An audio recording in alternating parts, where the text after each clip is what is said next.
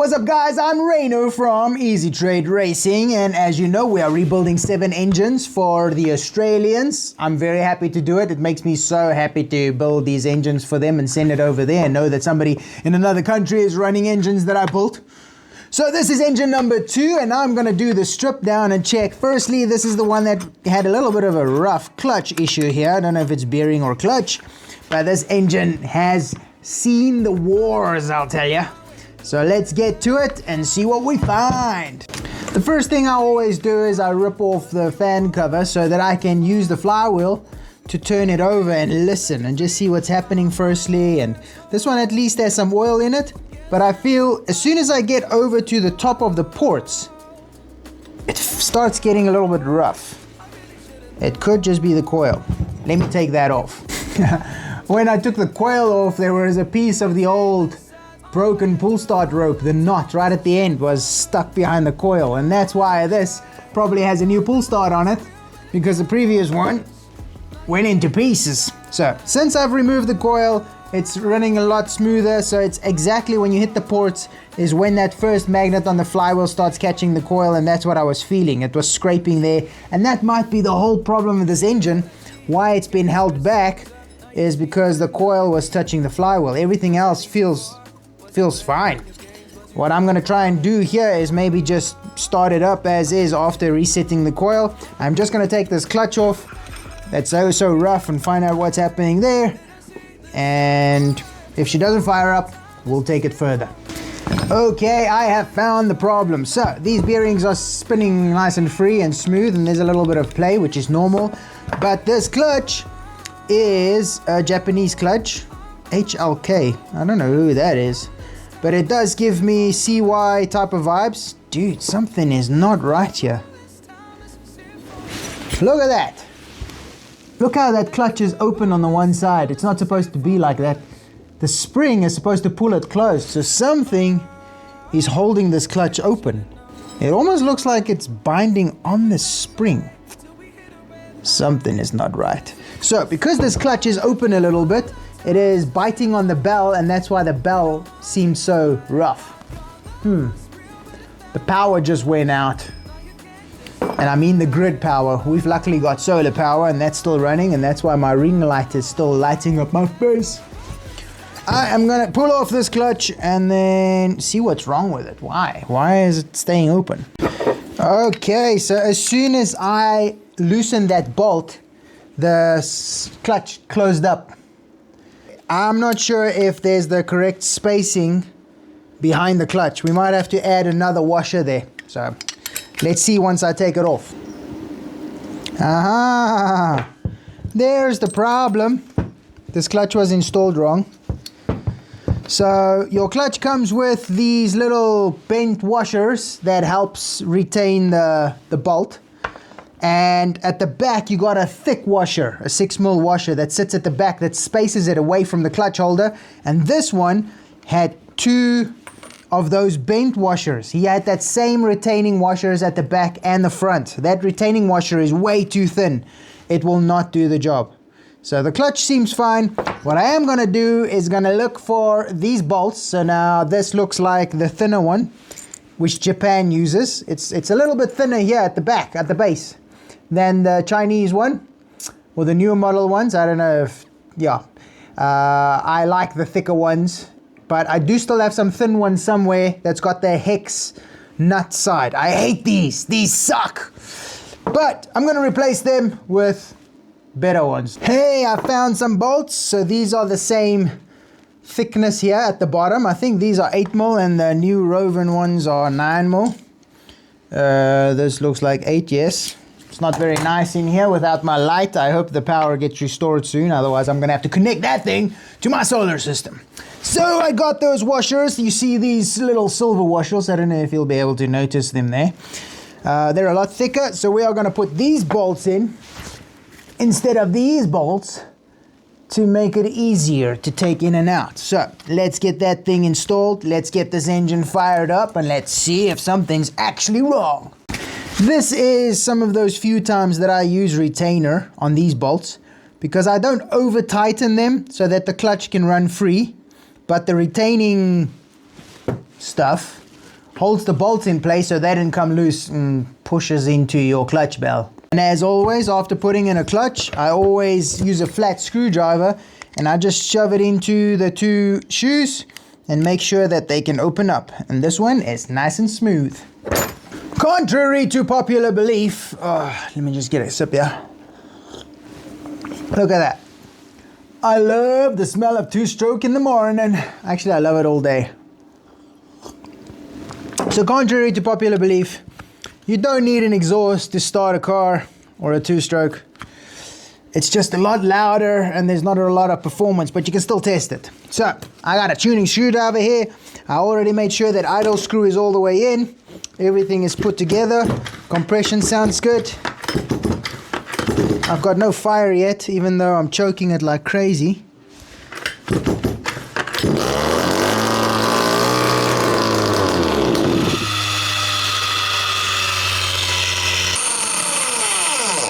Dudes, the smoke or vibration or something just made my tea smoke like crazy. I don't know what just happened there, but that which you just heard to me sounds like carburetor, because while I was choking it, it actually ran on choke. And then I took the choke off and it died, meaning starving of fuel. So I think this carb, and it is a crap carb. So Rovan makes two carbs. They make a 668, 997 type of thingy majiggy, which used to say Ruwing. It now does say Rovan underneath, or Rofun underneath. That thing is rubbish. I have so many issues with that thing. Then they sell another one, which is called the 1107. And that one I actually like. It's very cheap, but it gets stuff going and it's got good performance. It's not like a quick blipping, good response carburetor, but it gets you going, you know, for cheap. And it gets top end and all that stuff, lacquer. But a Walbro is still the best. But these cheap ones, they're not so good. And the way I know that is because the cheapest one, these two screws, your low end and your high end, are the same height, the same length. And then the 1107, which I don't have with me, I've got some on the shelf there. The low end needle is longer. It's a lot longer than the high end needle. So this is the cheap one, and they always give issues. So let me clean this carb a little bit with some carb cleaner, take the needles out, make sure I set them again. And let's try and start it again and see if it does the same thing. If it does, I'm gonna stick one of my carbs on there and see if it makes a difference. Right, carb has been cleaned. I have cleaned the needles, put the needles back and put them on the base tune. So let's see if the same happens. I'm not going to choke it again because it's still full of fuel.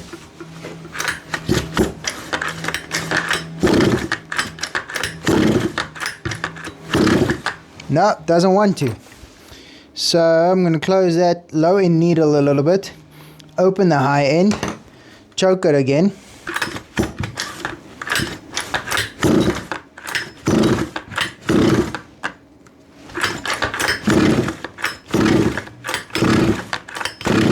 Okay, now it's dead. I wonder, oh, the fuel is dripping out of the front here. So yeah, the carb definitely has issues. It is overfueling big time. So what we do then is, also in my tuning video, I will put a link up here to my tuning video. That thing is the boss, man. I explain all of these things in there and it works like a charm. So I've closed off all the needles. I'm just going to burn off that fuel.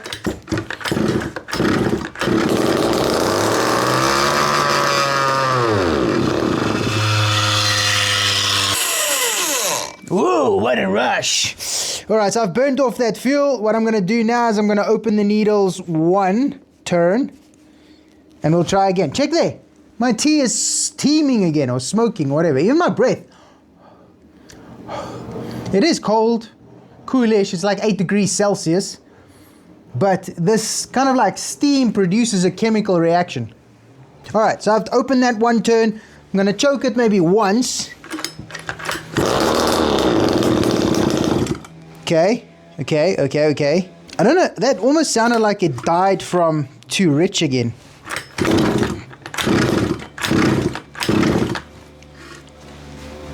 Yep, fuel is running out.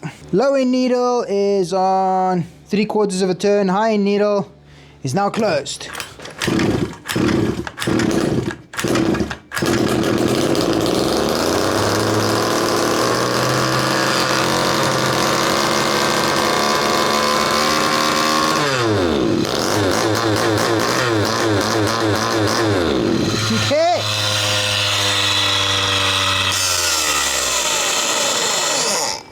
So the fact that the engine just wants to keep on running means the engine is fine, clutch is fine, running smooth, bearings are fine.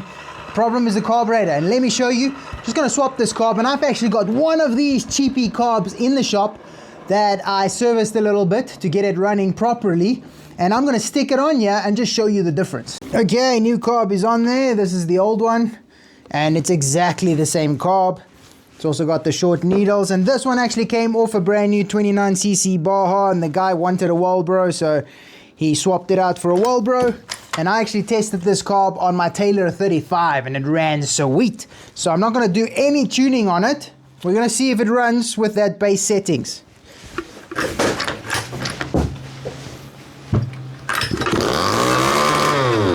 Oh, okay, that is a little bit too lean on the low end. Man, this clutch is kicking in so low. Okay, so I'm going to richen it up a bit on the low end so that we can get those revs down.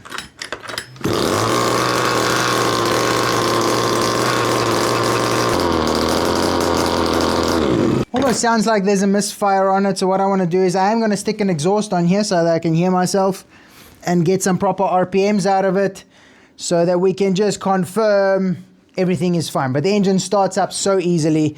Spark plug is nice and tight, coil has been set, so let's get an exhaust on here, get some RPMs in there and make sure that the engine runs fine before we send it back. Okay, now that I've got an exhaust on here, I can hear myself, so we're going to start it up, give it some RPMs, get it some tuning a little bit and see if we can get it running properly.